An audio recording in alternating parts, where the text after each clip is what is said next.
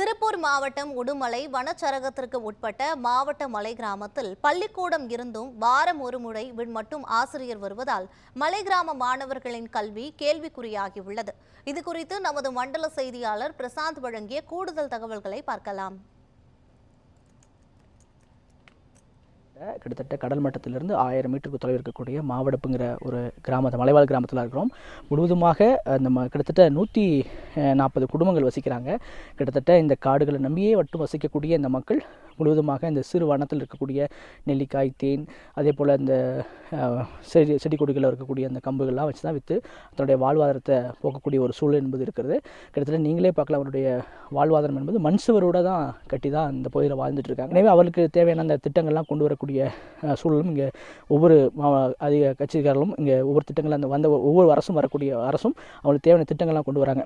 இந்த அடிப்படையில் இவங்களுக்கு தேவையான இந்த மலைவாழ் மக்கள் ஒரு புரிதலோட கல்வியறிவோடு இருக்க வேண்டும் என்ற அடிப்படையில் கிட்டத்தட்ட இந்த மக்களுடைய கோரிக்கை ஏற்று கிட்டத்தட்ட ஒரு 2014 ஒரு ஊராட்சி ஒன்றிய துவக்கப்பள்ளி என்பது இந்த பகுதிக்கு கொண்டு வரப்பட்டது.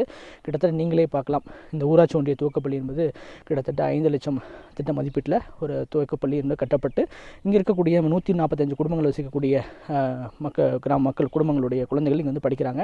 ஆனால் என்ன ஒரு பெரிய சிரமம்னா, ஒரே ஒரு டீச்சர் வாரத்தில் ஒரே ஒரு நாள் மட்டும்தான் இந்த பள்ளிக்கூடத்துக்கு அங்கேருந்து வர முடியும். ஏன்னா திருப்பூர்லேருந்து வரது கிட்டத்தட்ட 140 கிலோமீட்டர் தொலைவில் வரக்கூடிய ஒரு சூழல் இருக்குது. தற்போது இந்த பகுதி மக்கள்லாம் இருக்காங்க, அவங்ககிட்ட கேட்கலாம். சார் வணக்கம், இந்த கிராமத்தில் எத்தனை பேர் இருக்கீங்க? இங்கே இருக்கக்கூடிய மாணவர்கள் எத்தனை பேர் படிக்கக்கூடிய மாணவர்கள் இருக்காங்க? அவங்களாம் முழுமையாக கல்வி பெறுறாங்களா? ஒரு ஸ்கூல் ஓப்பன் பண்ணியிருக்காங்க, அதோட நிலைமை என்னவா இருக்குது?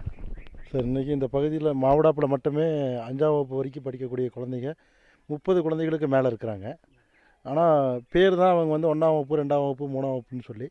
ஆனால் முறையான கல்வி அவங்களுக்கு வந்து கிடைக்கிறதில்ல. பார்த்தீங்கன்னு சொன்னால் டீச்சர்ஸ் வந்து வாரத்தில் ஒரு நாள் வராங்க, அதாவது புதன்கிழமை மேலே வராங்க, வியாழக்கிழமை கீழே போயிடுறாங்க. இப்படி தான் இந்த மலைப்பகுதிகளில் 5 ஸ்கூல் இருக்குது. 5 ஸ்கூலுமே இப்படி தான் நடந்துகிட்ருக்குது.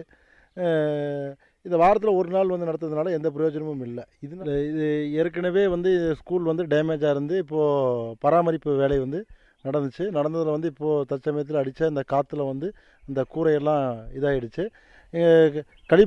கழிப்பறை வந்து டெம்பரவரி கழிப்பறை தான் இங்கே அமைக்கணும்னு சொல்லி இது ஆனைமலை புலிகள் காப்பகம் இங்கே வந்து நிரந்தர கட்டடம் கட்டக்கூடாது. ஏன்னா முதல் ஸ்கூல் கட்டினாங்க 2004. அதற்கு பின்பு கழிப்பறை வேணும்னு சொல்லும்போது ஆனைமலை புலிகள் காப்பகம்ங்கிறதுனால புதிதாக கட்டடம் கட்டக்கூடாது, டெம்பரவரியாக தான் கழிப்பறை இருக்கணும் அப்படின்னு சொல்லி வனத்துறையினுடைய நெருக்கடியினால் இங்கே நிரந்தரமான கழிப்பறை கட்ட முடியாத சூழல் உள்ளது. இங்கே வந்து பார்த்திங்கன்னா இன்றைக்கி பொருளாதார ரீதியாக இந்த மலைப்பகுதியிலிருந்து எங்கள் மக்கள் வந்து வாழ்வாதாரத்தை பாதுகாப்பதற்கும் பொருளாதார ரீதியாக டெவலப் ஆகிறதுக்கும் எங்களுக்கு வந்து போக்குவரத்து சாலை வசதி வேணும். ஏன்னா எங்களுக்கு விவசாய நிலம் இருக்குது, விவசாயம் பண்ணக்கூடிய பொருட்களை கொண்டு போய் சேர்க்கறதுக்கு முறையான சாலை வசதி இல்லை.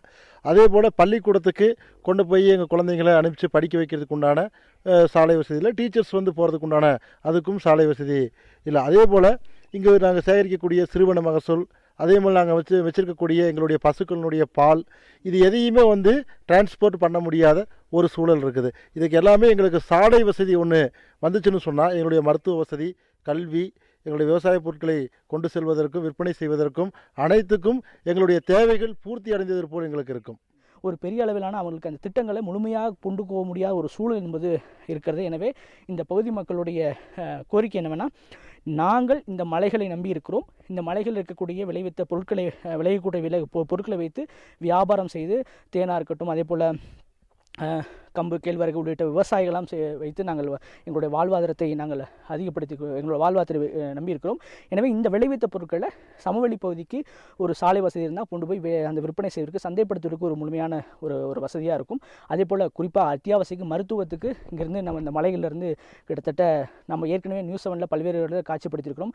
இந்த கிட்டத்தட்ட தொட்டில் கட்டி தான் அந்த மருத்துவ தேவைக்கு ஒரு அடிப்பட்டாலோ ஒரு காட்டு விலங்குகள் தாக்கப்பட்டாலோ அவங்க தொட்டில் கட்டி தான் அங்கேருந்து செல்ல முடிய ஒரு சூழ்நிலை என்பது இருக்குது. எனவே இந்த மக்களுக்கு தேவையான அடிப்படை வசதிகளை முழுமையாக கிடைக்க வேண்டும்.